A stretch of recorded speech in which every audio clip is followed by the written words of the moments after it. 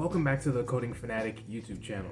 I'm your host Richard, and here at Coding Fanatic I teach new developers, new Android developers, how to grow efficiently, whether it's about showing up and committing to projects, learning new skills, or learning the best ways to work with other people.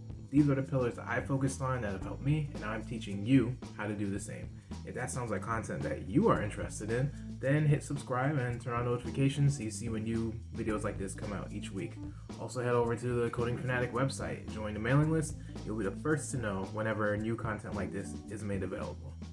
Now, a few months ago, I posted my journey with creating my first Android app and releasing it on the Google Play Store. A few months after that, around fall time, I learned how to set up a backend and using a real-time database so that I could store information and pull it into the app over the internet. Well, I never quite finished that app per se. I did finish it locally, but I never released the new version to the Play Store. Now, the new version would have a lot of parity with the old version, except instead of displaying a list of addresses that you can search through that are hard-coded into the app, they are pulled from a real-time database using your phone's internet connection. So now that there's no real reason why I decided to do it now, but I noticed that I hadn't done it. So I went to update the app on the Play Store. So, I went through the usual motions. I generated the APK and everything like that, logged into the Google Play console. I thought it would be straightforward. I've had some difficulties with the Google Play console in the past, but I figured that all I need to do is upload a new bundle. I'm not doing anything crazy, just doing a new release with a new APK bundle that should have the new information for the app and replace what's on the Play Store, that version, with this version. It should be very straightforward, one and done. That's what I thought. Well, it wasn't that simple. When I went to upload my APK bundle, I was met with an error message. It would appear that the version code in this APK bundle was the same as the version code in the prior APK bundle, the one that I used for the last release. So I wasn't quite sure what this meant, and it was pretty late at night, so I thought, hey, this might not find me the solution, but let's do a Google search. Let's look it up. Let's see what we find. And I found a post on Stack Overflow where someone had the exact same issue that I had, but their solution was to get on a faster internet connection. So according to them, when you try to upload an APK bundle to the Play console, if you're on a slower connection, then it will mistake the one you're uploading. It'll think you're uploading two at the same time and think that one of them is the same as another, and then compare those two version codes, and that's where the error comes in. Well, I am on hotel Wi-Fi, and I gotta say, there are times where it's pretty slow. So this seemed like a reasonable solution. All I have to do is wait till I go back home in a few weeks and then try it again.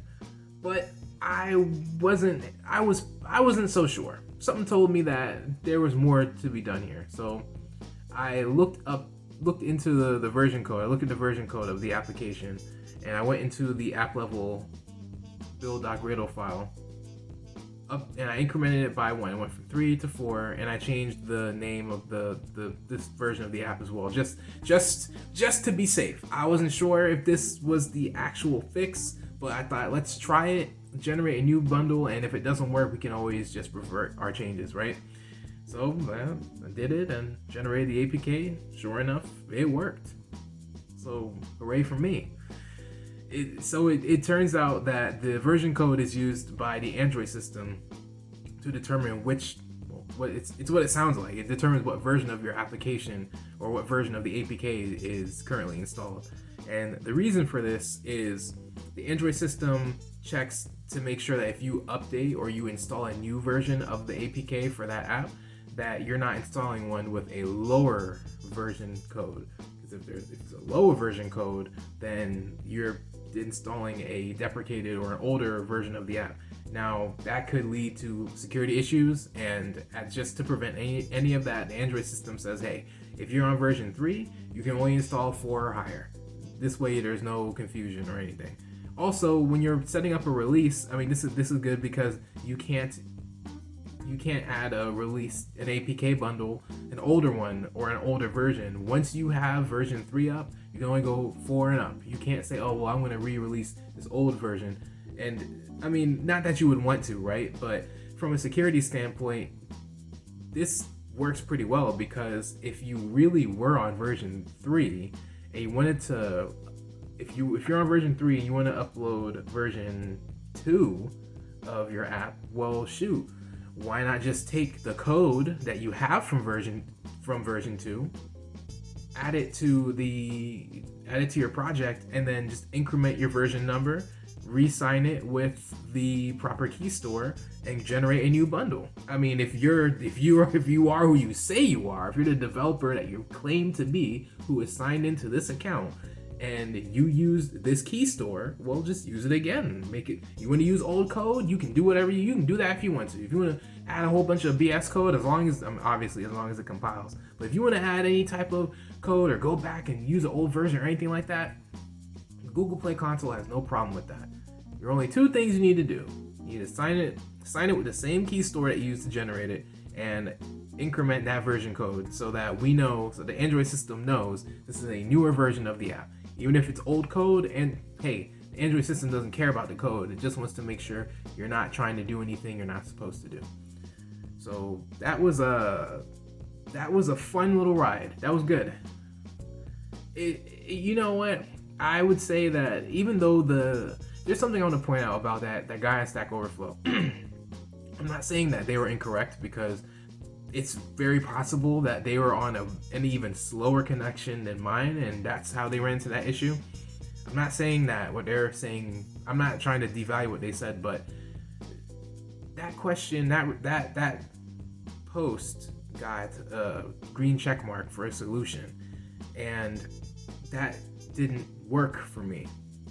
So it's not that Stack Overflow or Super User or any of those websites, or even Get Pages or whatever, it's not that they're unreliable, but don't just rush into applying a solution just because it worked for other people. I mean, you can try it, but just, be careful and make sure you do your own homework too, so that you don't end up messing things up. Now imagine if this were for a larger scale app, and I was one of the key developers. Let's say for whatever reason, I'm at a company and my laptop is the only one that has the code needed for this new version, and the version wasn't supposed to be released for another month, and I'm on vacation. I'm not even in the state right now. I'm in vacation. And imagine now if for whatever reason I have my work laptop with me and they said, Richard, we know you're not going to be back for a few more weeks, but that project you were working on, it turns out that code needs to go out tomorrow. Can you upload the APK? Your computer is the only one that has the code. We need you to do a new release and push it to the Play Store. Please, Richard, we need it right now. I mean, if my internet, if I followed what that post said, then I would be telling my boss, hey, sorry, I did some research and it looks like I can't actually update the bundle. I can't do a new release because the internet at my hotel is way too slow. So, you guys are just gonna have to wait until I get back. I can't email you the code because it's not secure or anything like that. It's just, I could push it up to GitHub or something, but, look, as far as me doing it, it's just, it can't be done. It's just, my internet's too slow. Sorry. Are you kidding me? Man, my ass would be grass. Well, probably not. I mean, most companies wouldn't have such a... That would probably never happen. But my point is that solution told me one thing, and it may have been true for that person, but I did my own research and I found a solution that worked for me. So this is what I want to impart onto you. More than beyond working on your projects and showing up and making sure that you know how to work with other people and learning new skills.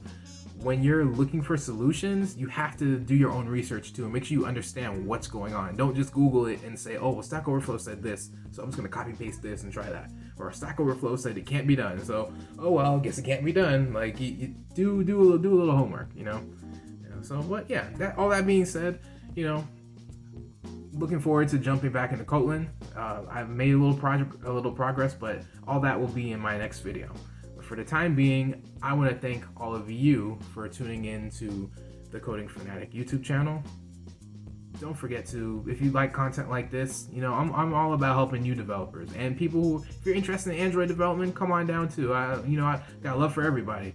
Join the mailing list on codingfanatic.com on the website, and hit like, comment, subscribe if you like content like this. If you didn't, let me know why down in the comment box below.